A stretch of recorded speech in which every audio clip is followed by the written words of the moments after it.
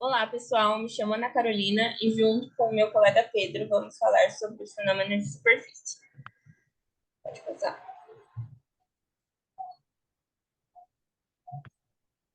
Bom, os fenômenos de superfície são fenômenos físicos e químicos que acontecem na interface de duas fases, podendo ser sólido-líquido, sólido-vácuo, sólido-gás e líquido-gás.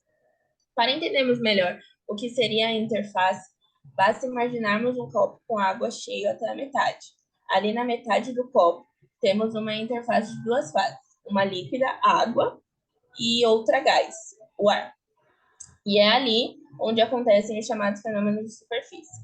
Basicamente, são quatro fenômenos que podem acontecer nessa interface de duas fases: a tensão superficial, a coesão, a adesão e a distorção. Pode passar. A tensão superficial é um efeito físico que faz com que a camada superficial de um líquido venha a se comportar como uma membrana elástica. Voltando ao exemplo do copo com água, as moléculas de água no interior do copo são atraídas igualmente em todas as direções. Mas as moléculas que estão na superfície, por não apresentarem moléculas de água acima delas, interagem apenas com as moléculas que estão ao lado e abaixo, formando essa fina película elástica. A tensão superficial é a razão do trabalho por unidade de área, buscando aumentar a área da superfície do líquido. Isso quer dizer que a tensão superficial diz para a gente o quanto essa superfície consegue expandir para manter o seu formato. Pode passar. A coesão é a atração de moléculas do mesmo tipo, ou seja, é a capacidade que uma substância tem em permanecer unida. Ela resiste quanto pode à separação. Um exemplo é quando enchemos um copo até o limite. Percebe-se que antes dele começar a derramar, se forma um domo bem na borda do copo. É como se as moléculas estivessem se agarrando para não cair, ou seja, as moléculas de água tendem a permanecer ligadas entre si. Pode passar. Já a adesão é responsável pela atração de moléculas de um tipo por moléculas de outro tipo, como no caso de quando colocamos um capilar em um líquido. Na água com vidro, as moléculas de água são mais atraídas pelo vidro do que pelas outras moléculas de água. Isso porque as moléculas de vidro são ainda mais polares que as moléculas de água. Pode passar. A distorção acontece quando as moléculas que ficam na superfície das duas fases sofrem atrações diferentes.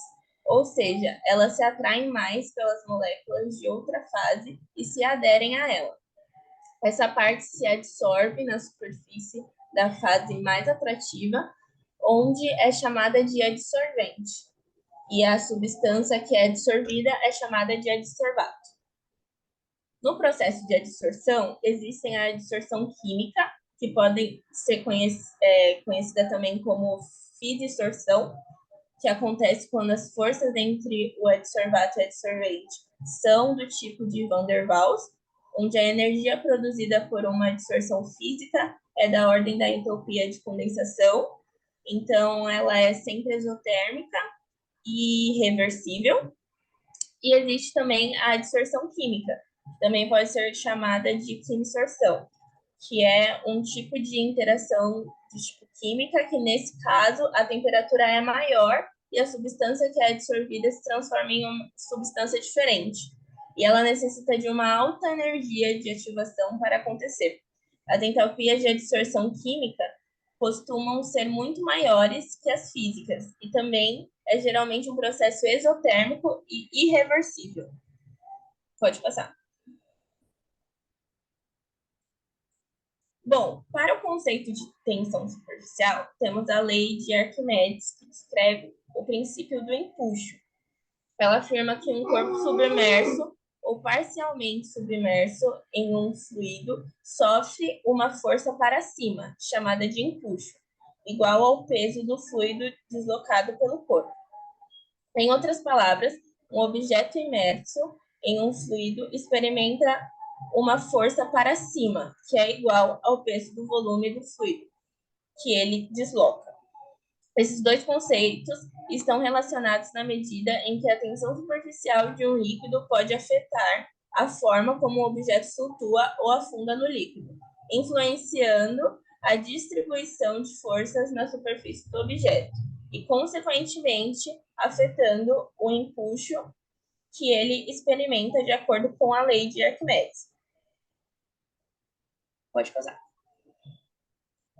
Essa lei é fundamental para entender o princípio de flutuação dos navios. Quando um navio é colocado na água, ele desloca uma quantidade de água igual ao seu próprio peso. Se o peso do navio for menor que o peso da água deslocada, ele flutuará. Caso contrário, afundará. Essa é uma aplicação prática e vital desse princípio físico na engenharia naval.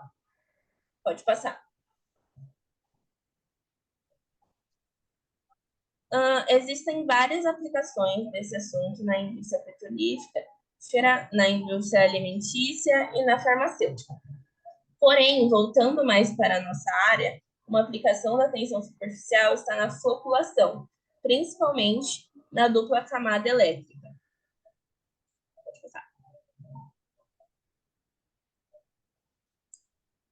A dupla camada elétrica é uma estrutura que se forma na interface entre um sólido e um líquido quando uma carga elétrica está presente. Ela consiste em duas regiões: a camada difusa, onde íons do líquido se acumulam e se movem livremente, e a camada compacta, onde íons e moléculas solventes estão organizados de forma mais ordenada e próxima à superfície sólida. A dupla camada elétrica influencia a floculação, pois a interação entre as cargas elétricas das partículas e a polaridade do líquido pode promover ou inibir a formação de flocos, dependendo das condições ambientais e da concentração de íons na solução. Já que a floculação ela consiste no processo de aglomeração de partículas dispersas em um líquido para formar flocos maiores. Pode passar. Nesse slide, a gente pode observar mais detalhadamente como funciona o processo de floculação. É adicionado coagulantes, como sulfato de alumínio, sais de ferro ou policloreto de alumínio, onde faz com que as partículas de cargas opostas se atraiam, formando os flocos, que são as partículas maiores, possibilitando assim, mais tarde, a decantação. Pode passar. Boa tarde, eu vou falar um pouco sobre a relação com a termodinâmica. A termodinâmica estuda a troca de energia entre os materiais, e existem conceitos básicos da termodinâmica, como sistema, fase, estado e transformação, que são cruciais para entender os fenômenos de superfície, mas principalmente o conceito de fases, que nesse caso específico, pois os fenômenos de superfície são os fenômenos físicos e químicos que acontecem na interfase de duas fases. Equação. Primeiramente, eu vou apresentar a equação mais destacada do assunto, seria interfaces líquido-líquido e líquido-sólido. Em relação a essa primeira equação, a tensão entre as duas fases líquidas, alfa e é designada por gama alfa beta. Suponha que a interface tenha uma área unitária.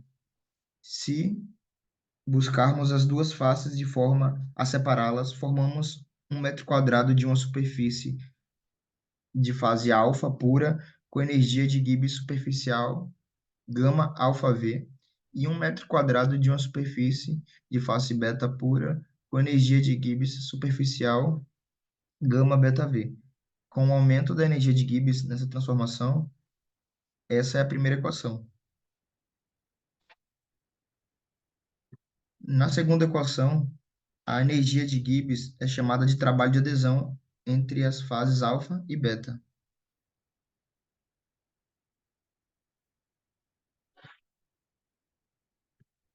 Com esse aumento da energia de Gibbs, o trabalho é chamado de coesão de alfa, da mesma forma que o trabalho de beta é chamado que o trabalho de beta, 2 gama beta V, é chamado de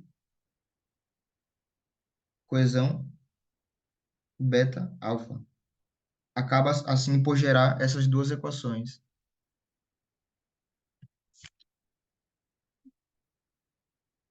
Nessa imagem podemos observar a fase alfa e a beta. À medida que a energia de Gibbs de adesão entre as fases alfa e beta aumenta, o gama alfa-beta diminui. E quando o gama alfa-beta é zero, não há resistência ao aumento da interface entre as fases alfa e beta. E os dois líquidos misturam-se espontaneamente. No caso, o trabalho de adesão é medido a partir do trabalho de coesão dos dois líquidos.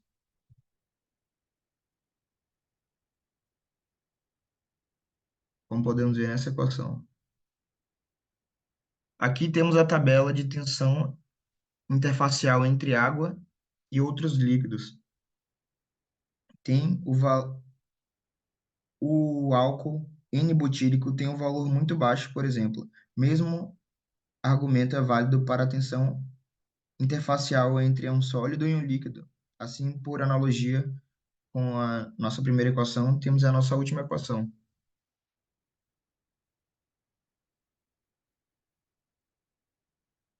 E agora temos um exemplo, o exercício. Uma vez que a energia é liberada à medida que pequenas gotas colassem, formando gotas maiores, talvez pudéssemos usar a coelância para realizar trabalho útil. Vamos realizar um teste.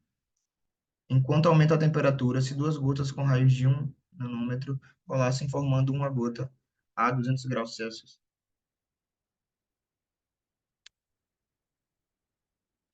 Para esse exercício, dividimos em 11 passos.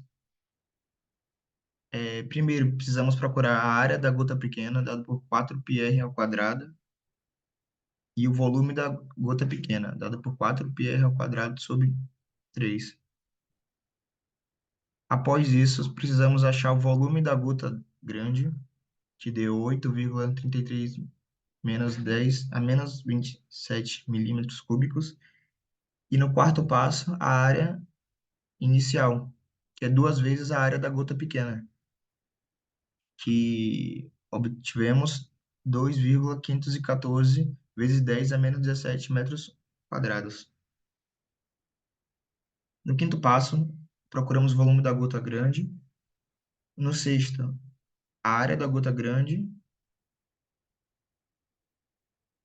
E assim achamos a diferença ΔA, que é a área da gota grande menos a área inicial, que deu 5,190 vezes 10 a menos 18 metros quadrados.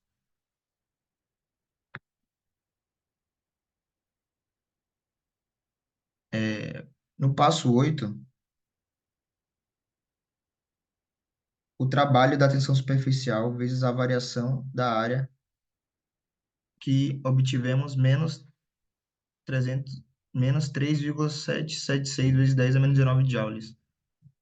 E o sistema está realizando o trabalho. Aí colocamos na fórmula da variação de energia, que é, trabalho mais temperatura, e o resultado foi 3,776 vezes 10 a menos 19 joules. Depois, precisamos obter a massa da água, que pela fórmula obtivemos 8,362 vezes 10 a menos 24. E para descobrir a temperatura final e a variação da temperatura, que é o que o exercício pede, usamos a relação de calor, massa vezes capacidade calorífica da água. Chegamos no final ao cálculo que a variação deu 10,8 kelvins, o que é considerado baixo para gota desse tamanho.